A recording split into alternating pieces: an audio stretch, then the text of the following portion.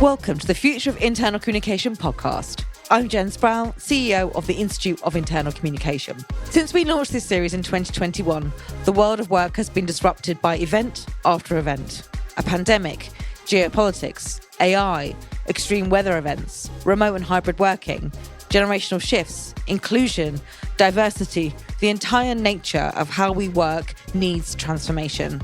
This podcast explores opportunities for internal communication in the future of work.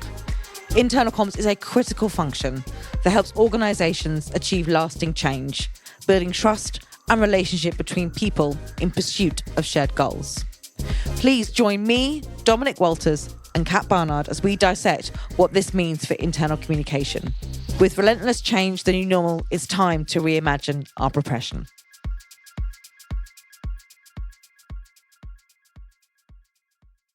Hello and welcome everybody to another episode of the Future of Internal Communication podcast.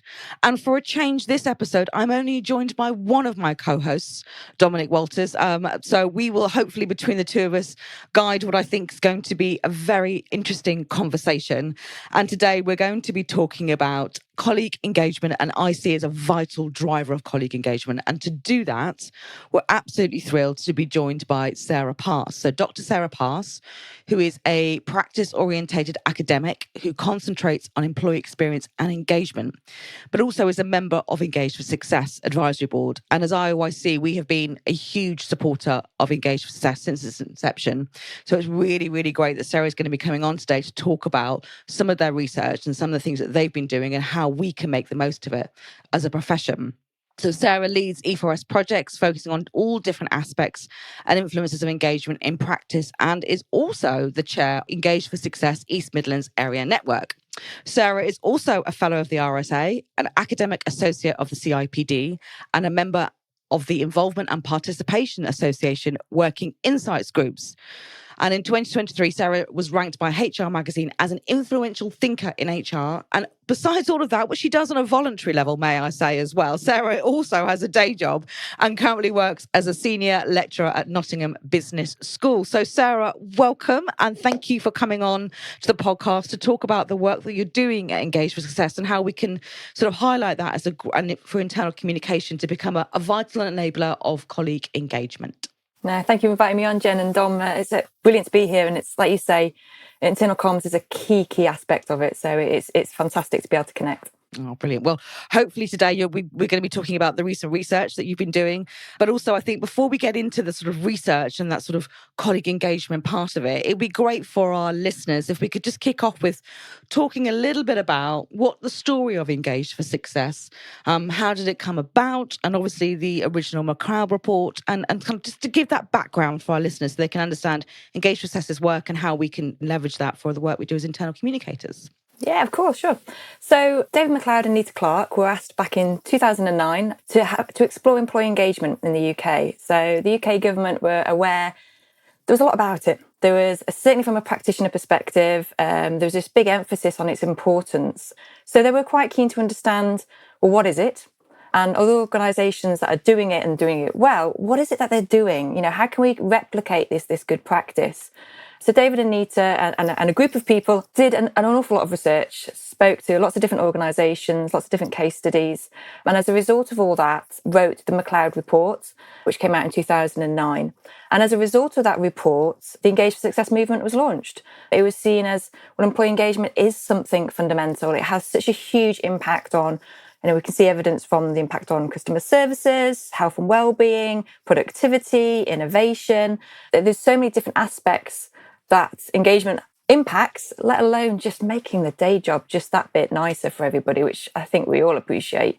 So as a result of that, like I said, the Engage for Success movement was launched at number 10 by the Prime Minister.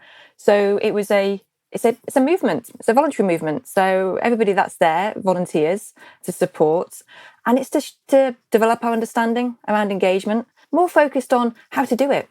What's the examples of good practice? How can we actually do this?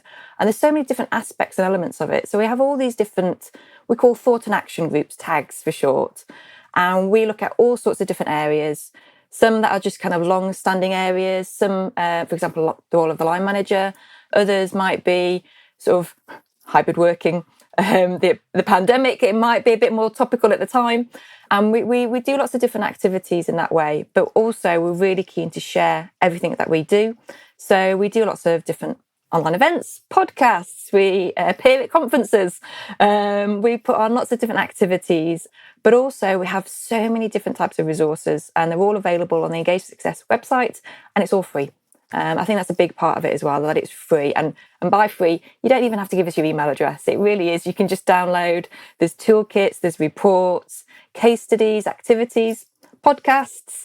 So there's an abundance of stuff just to, with the sole aim of sharing good practice to try and improve employee engagement in the UK. And that's such a wonderful thing. And I think it's really great for our listeners to understand how the movement works, that it is voluntary and it is there with a really, really clear purpose and everyone can engage with. And I know at IOIC, we refer a lot to your website and the researches, particularly for our students, because it's trying to crystallize engagement into, well, what does that actually mean in an everyday working situation? How does it manifest? How do you help create it? How do you drive it?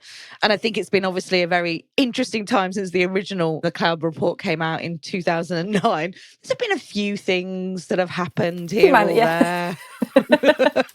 I think that it's about what's the constant of engagement we need to keep close, even though our environment may feel even more complex and challenging. But I think that what engagement should look and feel like perhaps maintains that constant. And what I'm trying to lean into is obviously when the MacLeod report came out, and you still work with them today, which is the fundamental articulation of what is engagement, is the four enablers.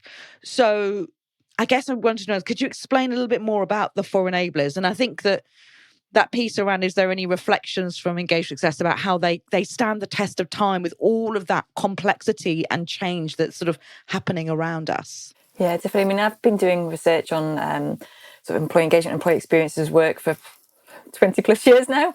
And like you say, there's lots of things that go on. There's lots of external political context, things that change, but there are some of those fundamentals that, regardless of all those different things, they remain the same when it comes to engagement. And I mean, certainly we'd fill up the whole podcast if we were to debate how to define engagement. Yeah, that would be a challenging I mean, one. and the MacLeod report found, 50 different definitions, and that was in 2009. I'm sure there's more now. But as a kind of concept, when we said about what the organisations that are doing engagement well are doing, there was definitely sort of four key things that David and Nita found. And the first one being strategic narrative. So that's where did we come from? That story, where did we start from? And I think certainly from small and micro organisations, when you set out, you really have a clear, why are you developing this business? What is your focus? And then certainly as we get bigger and bigger, things might change, or the sheer size and scale of the organisation.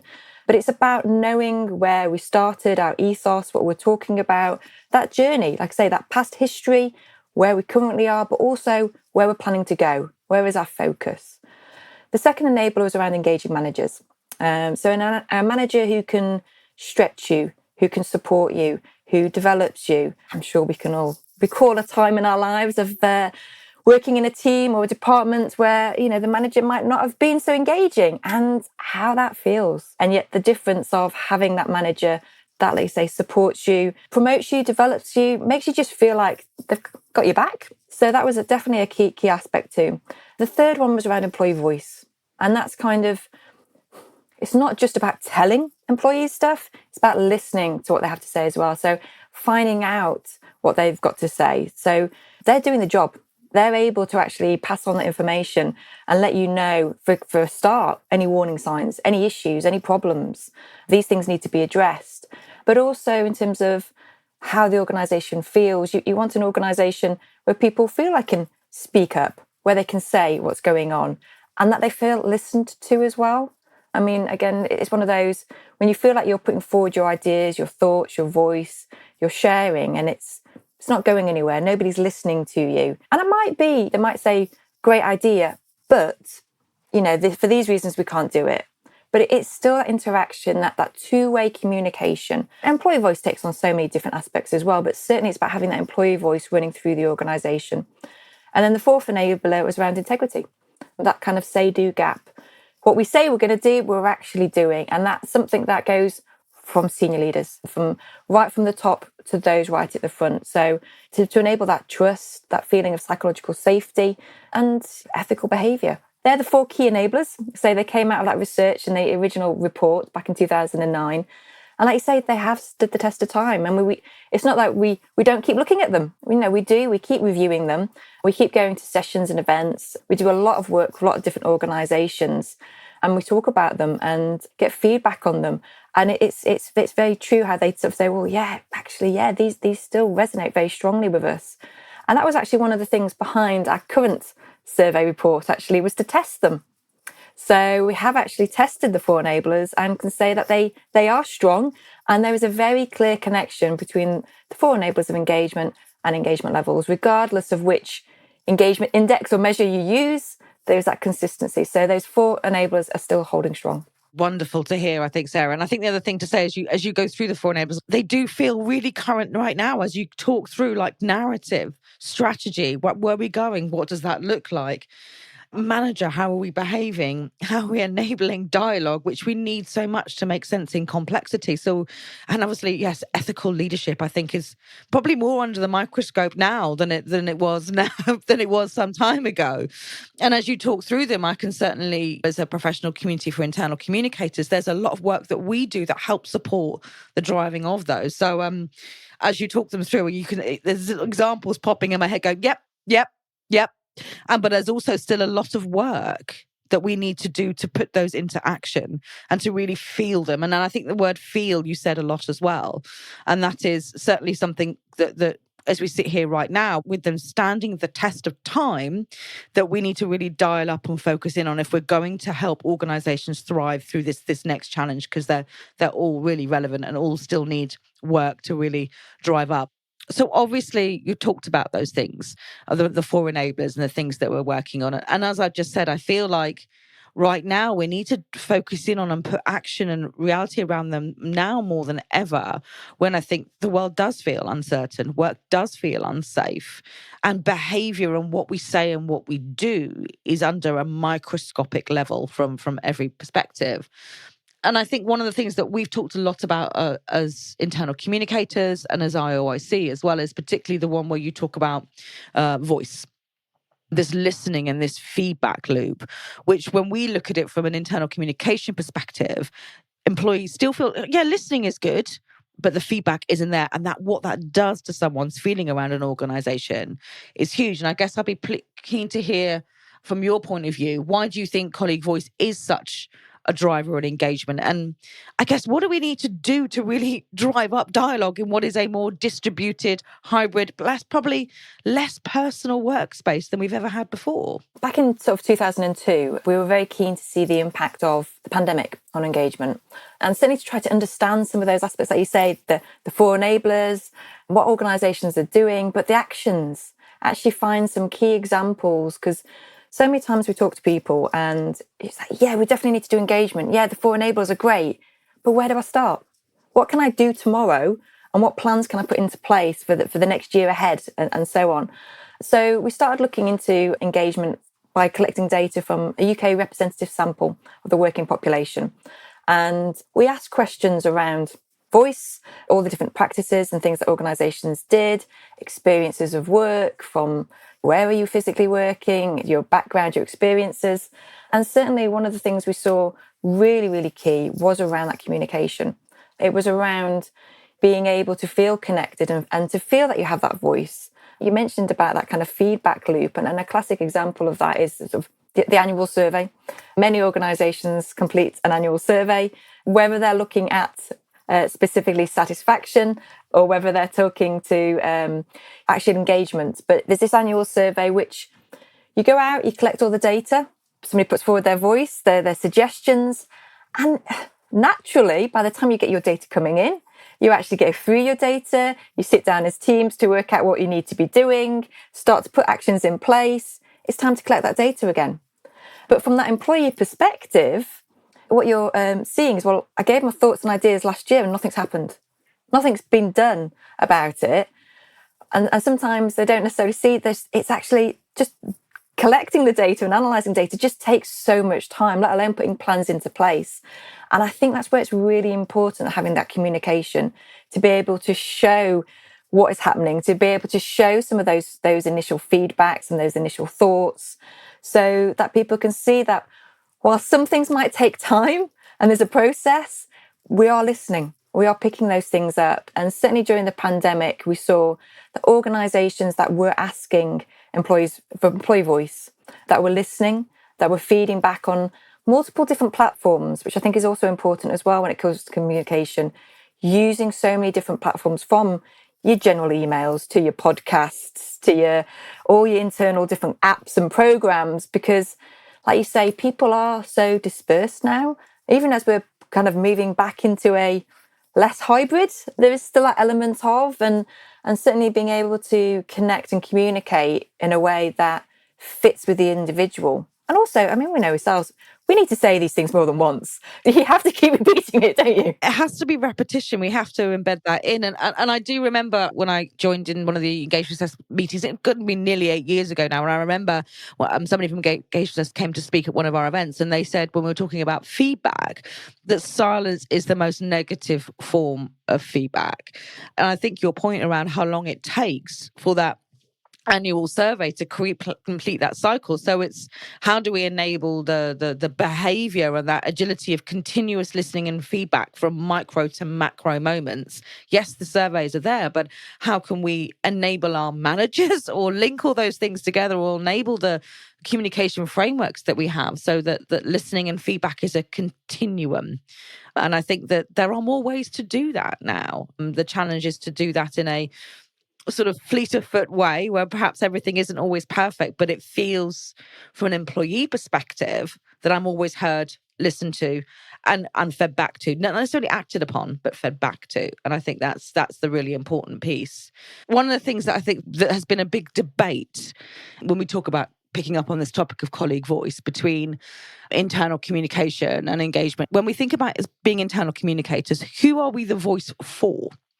That debate about, are we there for the employee or are we there for the business? And should we be playing both sides? And I think that from an Engage for Success's point of view, when we're thinking about how we enable voice and how we enable the feedback for voice, should we as a professional community sit between the side of the leadership and the employee? No, it's a really interesting debate, actually. And I think what's interesting is it parts to put that divide. So many organisations are trying to move away from the them and us. But actually, even in trying to define that, you're defining yourself in a them and us.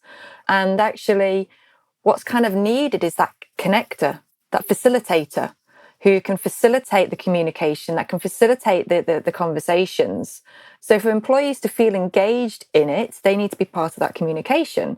They need to be, whether it's communication about some of the activities that they're doing, having some kind of involvement or some kind of say, because then they'll engage with the communication more. But certainly you need senior leaders behind it as well. You know, you need to be able to communicate that right kind of information and connect with them. So I'd kind of encourage that it isn't a either or, but there is that kind of, that person who connects. And I think that's missed a lot, because the day job is senior lecturer in HR, and background was kind of from more of a HR perspective. And I certainly know there's often a debate of, you know, HR is the policing department, you know, or you just go to HR for payroll or discipline or absence. Whereas actually a lot of what HR was about, it was again about being that connector between senior leaders and the employee as well. And I think the more that we can kind of do that and help support and enable those conversations, the better. And certainly because there is this disconnect. And you mentioned earlier on about managers too, and it's helping them get that information across and through the different channels. Because I think one of the things we find, and why, you know, internal comms is so vital, is you have in so many organizations this kind of this hole. So whenever I do any research or do any kind of projects, I always make sure I listen and speak to everybody, from the chief exec, the senior leaders, to those right on the front line. And there's so many times that you go into organizations and the senior leadership team really are bought into and are keen to improve engagement. They are really focused on those things. When you speak to people who are actually doing the job, it's not how it's coming across. It's not how they're feeling. And certainly from all the research that we do, we see that there is this massive gap down the middle. And it's around that perception. And certainly when we talk to organisations and we say, well, no, but we do those things, but it's not necessarily coming across right. Or, I mean, an example could be, for example, we can see all the different policies and practices that organisations offer to support employees has an impact on engagement. We can see that every single year we've done this survey, we can see it every single time. Like state wellbeing, for example, the more different wellbeing practices or benefits or offerings you can provide to your employees, the higher the level of engagement is. But for many of those practices and offerings, it's not that the employees are necessarily using them. It's knowing that they're there, knowing that the organisations cares and supports for them, that it's there if they did need to use it. And you know what it's like, you're starting a new job, you know everything that's there because you get all the terms and conditions, you're like, oh, what's my benefits? What can I get? And you read it all, don't you? And then the longer you're in the organisation, you forget that it's there. Well, maybe the policy's changed or new things have come out. And it often takes that new person to come in going, so this benefit, and you go, what benefit? So it's that perception of making sure that communication of what the organisation stands for, that it does care, that it is trying to do these things, that it is trying to, I mean, we went to go back to what we said earlier on about that annual survey, is that having that constant communication with everybody, all levels, that activities are going on. And it's not just about the survey. The survey is just a touch point. That we shouldn't have to wait for an annual survey to have that communication, to have that voice going through. That should just be like a pressure point. You get somebody to check your boiler every year. It's the same type of sort of scenario. And I think that's why, comms has a really vital role to kind of connect rather than a them or us. I love that. And I think that chimes a lot of what we're doing here. And I agree, that is a huge gap. And therefore, that's a great opportunity to help fill that gap and between what we're doing, but actually making it feel like what we're doing is what is enacted in every facet, behaviour, connection, touch point between that. And obviously you've talked as well a little bit there about some of the research that you've been doing. And I know today you've got new research out as Engagement for Success. So I guess now really picking up on that with that sort of, I think that's a really big opportunity in mind. But can you just tell us more about your most recent research? What are sort of any of the key findings or things that you think really internal communicators should be tuned into? So yes, we've been collecting this data annually, and like I say, it's a representative sample of the UK working population. By that, it means it's across age, across gender, and across ethnicity. So we're able to look at the data according to different organisational size, different sectors, but also backgrounds as well. And certainly one of the things we saw as we came out of the pandemic was, as expected, employee engagement dramatically dropped. I mean, there was a lot going on. So there was a significant drop, but what was kind of concerning was the lack of rebound as we came out of the pandemic. And certainly the last few years, that engagement level hasn't moved. It's been quite stagnant. So the positive is last year it did move. We actually started to move into a positive. So we've moved up by 3%. So, we're heading in the right direction, but we're still significantly lower than we were before the pandemic. But equally, we can see that drop and that sort of rebound is different according to what organisations are doing. So organisations that are focusing on engagement, that are trying to help support their employees, that drop was less and they've already sort of rebounded. Whereas for many organisations, and there's a big group, that drop was quite significant because the people issues aren't seen as being important in their organisation. I mean, one of the things in terms from an internal comms perspective as well was, so we mentioned about connecting that story. Is it that those organisations don't get it? Or is it that it's just not being communicated right? Is it that those employees aren't feeling it as opposed to those organisations aren't getting it? So I think it's a key area to look at. I think some of the other things we've looked at as well is the individual and people with different individual backgrounds having different experiences of work. We think of engagement as this big thing. Well, everybody's engagement is different and engagement cycles are different as we go through different stages of life or different experiences. So certainly those with, for example, long-term health conditions, neurodivergence, are having a less positive experience of work. But again, not always the case. It depends what the organisation is doing, and it depends on how those people can feel that they can connect with their organisation and feel that they get the help and support that they need to be able to move on. I think another key area to focus on for communication is around this big debate around hybrid work. So we can certainly see, We can certainly see, obviously, during the pandemic, we could see the huge numbers of people that said, I'm working fully at work. And then we can start to see this transition. And one of the things that we notice is that organisations that support hybrid work have much higher levels of engagement than those that don't. There's also, in terms of the organisations that don't support it, presenteeism. So coming to work whilst still ill and therefore underperforming because of it is high. Unmanageable job stress is higher if you're mandating coming back into work. Even if you're sort of encouraging mandating a few days, it still has that negative impact. But if you actually ask employees about where do they feel that they work best, where do they want to work, it's not that they don't want to be in the office. I think it's that gap between being told, that kind of feeling like, well, why? Is it that you don't trust me? Is it that, all of a sudden it was okay for me to do my work and now I'm having to come in because you want to I'm not performing enough? So it's, again, that communication of coming back into the office and why are we wanting to come back into the office? And making sure that when the organisation, when senior leaders are saying, because it's best for collaboration, and employees actually believe that and trust that. Because otherwise, if they feel they're being marched back into work because of a lack of trust, it's going to have a negative impact. So I think that's really key as well, that communication through that. I agree. And I think one of the most unfortunate things when we talked about return to the office is we brought this word mandate into our lexicon. Nobody wants to be mandated anything.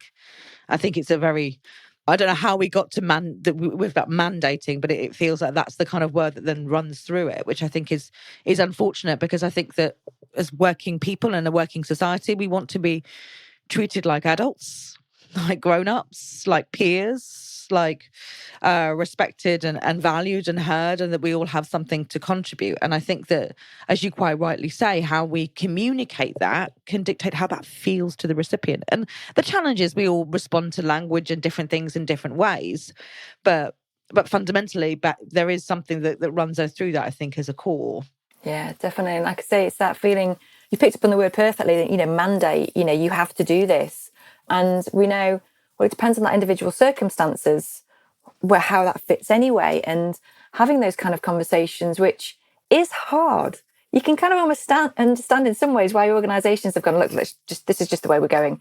Because actually, to try to do it on a more individual basis, to engage with people on an individual basis, it's hard, it's difficult, but it's worth doing. It certainly is worth doing. And if we're told we have to do certain things, you might be physically there, but if you've disengaged, and therefore you've had a knock on your productivity, your innovation, and we can see that willingness to go the extra mile, to support others when they need the extra help, you can see that kind of coming through quite strongly. So yes, it's certainly, how do you communicate that? Making sure those messages are getting across, especially if it's for an organisation that do get it and they do support it, and making sure that those things are coming across to the employees in the right kind of way. Yeah, absolutely. And I guess from your research, is one of the things you're doing for the organisations that do get it, as you quite rightly say, have you seen sort of particular successes or approaches in that have helped that upward trend in kind of engagement for those that get it? What does done well look like? Yeah, and again, we can see this consistently, both in the survey research, but also, as mentioned before, we do a lot of case study research. We go into lots of organisations. And I might add, actually, even those that are doing it well and doing it good, they do go through phases still, because sometimes they need to adapt or change, or you get a new manager coming in and it knocks everything, or something politically or from a bigger context happens. And again, it needs to be adapted. So it's never something that is just set. It is something that you need to be keeping to work on. But certainly the organisations that are ensuring good communication, they're listening to that voice, there is no say-do gap. And even with that, managers, senior leaders being able to even say, yeah, actually, we tried that, it didn't work. We tried different things, and to feel that you can try new things or develop new things, and that's okay, is also important. The organisations that embed engagement, those managers that it's not just that they need to do engagement, but it's embedded in terms of their appraisals, their action plans, their activities. It's part of their job as a manager to engage with their team and to look at their engagement levels, because it is important throughout the organisation. It's embedded throughout the organisation. And from a senior leader perspective, that strategic narrative, we know where we're going, we know where we stand, and engagement and our people are at the heart of that. And we need to focus on that. So yeah, definitely, just to go back to the four enablers, we can definitely see that organisations that score highly in the four enablers have high levels of engagement as well. And the reports, we have got details in there about different activities, different individual practices. So it's not so high level, but it's about some of those things. But certainly as a takeaway, organisations that are using action plans, for example, where teams, individual teams, can look at their own team engagement levels and scores to say, what do we as a team need to help improve us? And let's do some of those kind of things. They're really, really key. Brilliant. And like you say, communication has a role to play in all of those sorts of the four enablers and all the challenges that you're talking about, particularly when it's feeling about how we talk about things, but how people, whether they feel it, whether they get it. And I think that's a really important thing to seek out to understand in an organisation, because if we don't get it, then how are we going to feel it? One doth lead the other, if you like. We've talked a lot about internal communication and its role throughout that. But I guess thinking at your latest research and what you found out and the things that you're seeing, what role do you think, or the main area, can internal communication really work on to help foster that engagement at work from what you're reading and seeing, particularly with your most recent research? Yeah, again, I think it's that ensuring that the communication is coming out in multiple different ways, and then it's reaching different people, especially because individuals are having these different experiences of work. And we can see for employees who have a different experience of work, like say, for example, long-term health conditions and neurodivergence, feeling that they can actually speak to their organisation, that they feel that their organisation is supportive and open. We can see a huge impact on organisations that enable reasonable adjustments. So we might all be supposed to be doing that, but actually the significant number of people who say they have long-term health conditions, both mental and physical, who have said so and asked for reasonable adjustments and they haven't had them is huge. But also there's a huge number of people who haven't told their employer about long-term health conditions or neurodivergence because of fear of discrimination, because of fear of the impact, or wanting to keep it themselves, or sort of stigma around that. So communicating a supportive organisation, a psychologically safe organisation, because if they're having a lower level of engagement and there's nothing being done about it, just by listening, supporting, hearing, adapting, to enable them to remain in work as well is really, really vital. Absolutely. And that's certainly something on what you're talking around, that sort of support and neurodivergence and the sort of, I guess, the hidden disabilities, is that we certainly have seen that actually getting people to feel comfortable to self-identify or to declare something is an absolute challenge. But there's also the opportunity, I think, particularly from a communication angle, to embed accessibility as a matter of course. Yeah, and we've seen some great examples of organisations who are doing that. They're not necessarily doing anything different from a policy perspective, but they're communicating it differently. They're ensuring that it's a everyday conversation, not an organisation that supports all these different things, and let us know what we can do to help you stay in work, and wherever we possibly can, we will do that because you're important to us. I think we can all hark back to our own personal experiences, good, bad and indifferent, to make sense of what we're trying to think about and how we can dialogue that up. So I guess my sort of closing question, if you like, and I know that after the show as well, when we put this out there, we'll make sure there's clear links to the research report and to engage success, because like we say, there's tons of things on your site, but also to where people can come and really read and get into the research that you've produced. But if there's one action that you think someone should take today or should really go away and really focus on thinking about, what would that be? I would be, have a look at your communication channels. I think during the pandemic, we've suddenly got all these new ways of doing things, Teams, Zooms, there's all these and other apps available. Good disclaimer. Yeah, there's so many different ones, but with that, you almost get too much.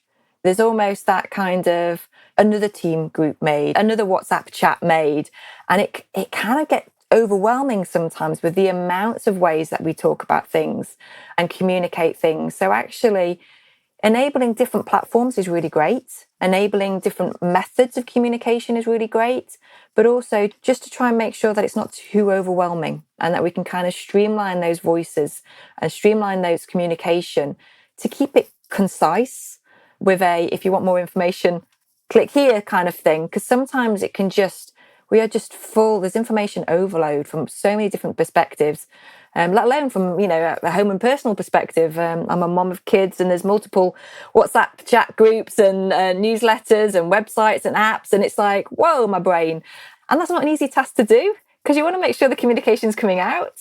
You want to make sure that and like you say, you have to keep repeating it. So it is a huge challenge, but really, really have a think through those communication channels and see what's coming across best.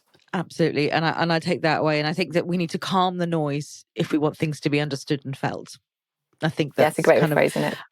I'm not a mum, but I'm overwhelmed. I literally finish work and I pick up my phone and, oh my goodness, I'm like, I could be here till midnight. I'm like, I can't take it. And overstimulation, I think, is something. But Sarah, thank you so much for doing this. Obviously, when we set out this podcast, Dom was with us. He was. Unfortunately, due to technical issues, he had to part the podcast. But I hope, Sarah, that between the two of us, we've actually a really lovely chat. And it's really great. And I love the work that you do, Engage for Success. I think it's so important. And I think bringing those case studies to life, the research that you produce, making it so accessible is a great thing. And what I'm hearing from today is engagement is a slight uptick. And if you put in time to it, if you invest in it, if you care about it, it does make a huge difference. And we have some current challenges, but those enablers will cast us through. And let's spend some time making sure people can access communication, get it, and feel it, to therefore make sure that everything else we do comes around that. So Sarah, again, thank you so much for your time today. And we'll make sure that we circulate the report to our listeners and all of the members of IOIC as well. Right, thank you, Jen. It's been great to be here.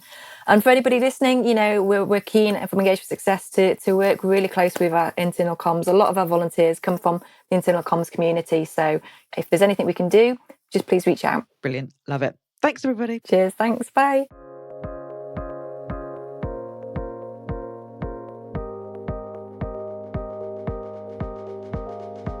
Thanks for listening today. If you like what you've heard, please like and follow us wherever you access your podcasts.